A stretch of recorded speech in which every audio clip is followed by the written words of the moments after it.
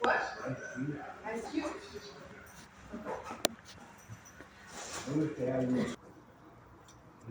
You want some privacy, brother? Oh no, I'm fine. I'm just making a video here of the sunrise.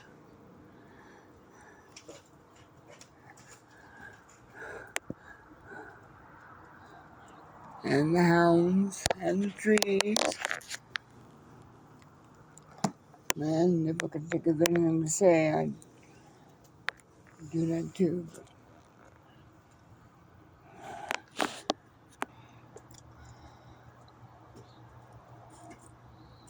I believe there was a bomber on display at the Richland Bombers High School, which is just a few blocks from our house. And it was called a day's pay, because they asked for donations of a day's pay at Hanford to pay for a bomber, and they got one.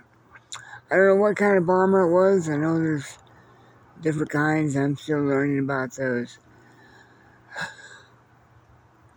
But the Richland Bombers, I don't know if they still do or not. Probably, I don't know, there might be some political correctness going on these days, but it used to have Mushroom Cloud as its symbol.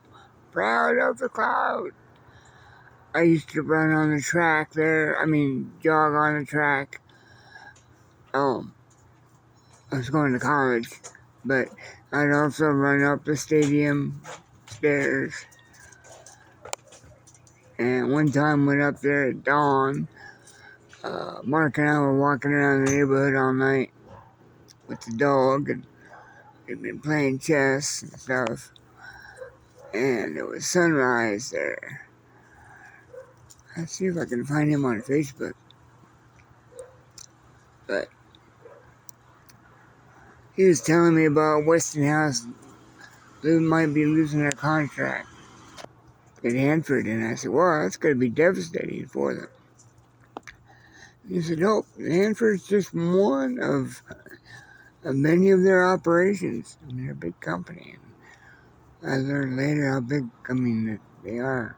They've been running half of our DOE sites simultaneously at that time frame.